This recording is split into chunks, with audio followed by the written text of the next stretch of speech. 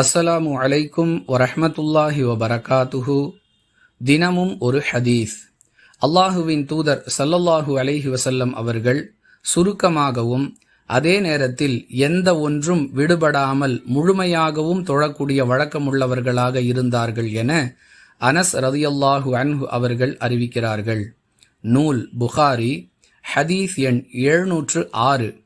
அன்பிற்குரிய அல்லாஹுவின் நல்லடியார்களே, இந்த ஹதீஸில் சொல்லப்படும் தகவல் அல்லாஹுவின் தூதர் அவர்கள் இமாமாக நின்று தொழுகை நடத்தும் பொழுது அவர்களுடைய தொழுகை எவ்வாறு இருக்கும் என்பதை விளக்குகிறது.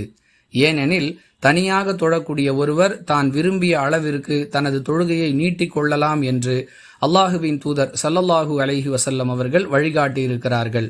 அதன் அடிப்படையில் மக்களுக்கு இமாமாக நின்று தொழுகை நடத்தும் பொழுது அல்லாஹுவின் தூதர் ஸல்லல்லாஹு அலைஹி வஸல்லம் அவர்கள் சுருக்கமாகவும் அதே நேரத்தில் முழுமையாகவும் தொழக்கூடியவர்களாக இருந்தார்கள் என்பதை இந்த ஹதீஸ் தெளிவுபடுத்துகிறது.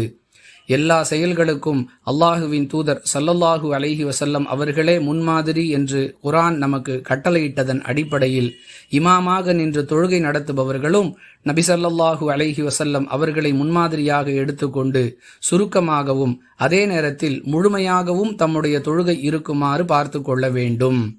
வாஹிர் தஅவானா அனில் ஹம்துலில்லாஹி ரப்பில் ஆலமீன். அஸ்ஸலாமு அலைக்கும் வரஹ்மத்துல்லாஹி வபரகாத்துஹு.